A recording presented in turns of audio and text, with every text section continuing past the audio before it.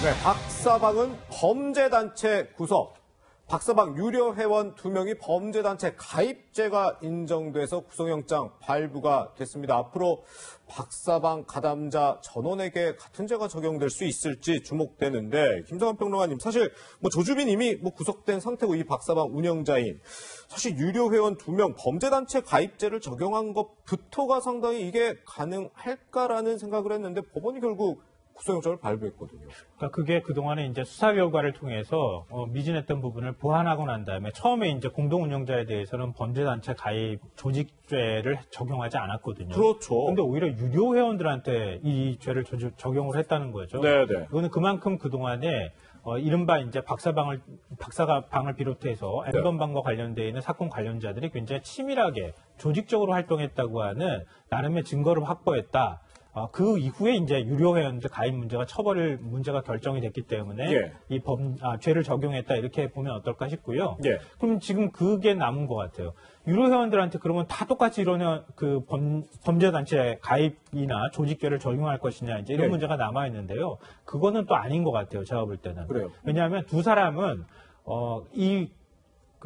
박사방을 운영하는 데 있어서 적극적으로 가담을 하거나 네네. 그리고 또 이 성착취 영상물을 서로 유통하는 과정에서도 직접적으로 개입하거나 이런 뭔가 조직적인 활동을 했다고 하는 증거들을 확보했다고 하는 얘기입니다. 예. 그러니까 앞으로 이 공동 운영자에 대해서도 같은 죄를 적용할 가능성이 높고 유료단체 회원들 가운데에서도 그냥 예를 들어서 돈을 가상화폐를 결제하고 들어간 사람이 아니라 이런 식으로 적극적으로 가담한 사람들에게는 같은 형을 적용할 가능성이 굉장히 높다. 네네. 그래서 구속 수사를 기본으로 할 가능성이 있다라고 생각이 됩니다. 예. 범죄단체 가입죄라는 게 상당히 조금 이례적으로 첫 구속 사례를 낳았어요. 어떤 이유 때문일까요? 사실은 이제 처음에 이제 조주빈 구속 기소할 때 네. 당시에 이제 수사팀장이 나와서 브리핑할 때 뭐라고 그러냐면 범죄단체 조직죄 빠졌잖아요, 조주빈한테. 네네. 그 부분에 대해서 앞으로 계속 검토하겠다는 표현을 썼어요. 네. 이게 무슨 얘기겠어요? 당시에는 구속기간 만료가 있으니까 조주빈 일단 나와 있는 거 가지고 기소를 하지만 네. 그 부분에 대한 거는 계속 수사를 해서 증거가 확보가 되면 추가 기소하겠다 이 얘기거든요. 예. 그리고 나서 이번에 조주빈이 아니라 이 유료 회원들한테 범죄단체 가입죄입니다. 예. 자, 가입죄라는 건 뭐죠? 범죄단체가 있으니까 가입한다는 누가 거잖아요. 조직을 해야 가입할 수 있죠. 그렇죠. 있으니까 가입하는 거 아니겠습니까?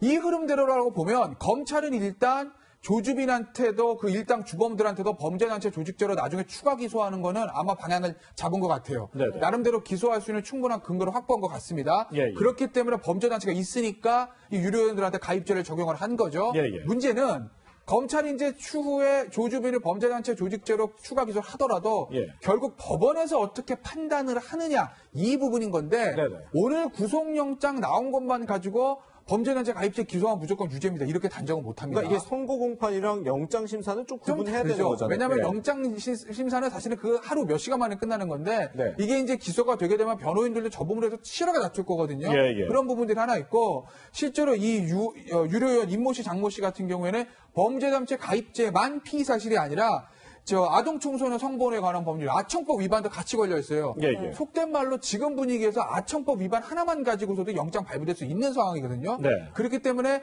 범죄단체 가입죄가 영장 피의 사실에 포함은 되고 구속은 됐다고 하나 이걸 기소했을 때 무조건 유죄 나온다. 조주빈도 범죄단체 조직죄 무조건 유죄. 이렇게까지는 아직까지는 말하기는 조금 어렵다. 그 부분은 재판 과정, 공판 과정 조금 지켜봐야 될 겁니다. 그런데 사실 그동안에 우리나라에서 이 디지털 성범죄에 대한 솜방망이 처벌을 한다 이런 논란들 참 많았는데 많죠. 예를 들어 이 범죄단체 조직죄 가입죄가 적용이 되면 형량은 얼마나 늘어나게 될까요? 그런데 이제 범죄단체 조직죄 같은 경우는 최대 이제 무기징역까지 나오는데 그래요? 이게 사실은 조직폭력배 같은 경우에는 사람 막 살해하고 중상 이런 게 있으니까 사형 무기징역 나오는 경우도 있는데 이건 사실은 그 정도의 범죄는 아니기 때문에 물론 피해 여성분한테는 씻을 수 없는 상처와 피해를 준 거긴 하지만 우리가 사법 체계에서 봤을 때 살해 또는 중상해 이거보다는 좀 법익 침해 정도 낮다고 보는 것이거든요. 그런 건 아니니까. 그래서 범죄단체 조직죄 한다고 해서 무슨 형량이 아주 대폭적으로 높아지거나 그러진 않을 거예요. 그럼 다만 죄가 하나 더 붙는 거기 때문에 단순히 성폭법만 기소하는 것보다는 조금 더 늘어나긴 하겠지만 범죄단체 조직죄가 기소가 됐으니까 무기도 가능한데 뭐 이렇게까지 단정할 수 있는 건 아니죠. 그렇군요.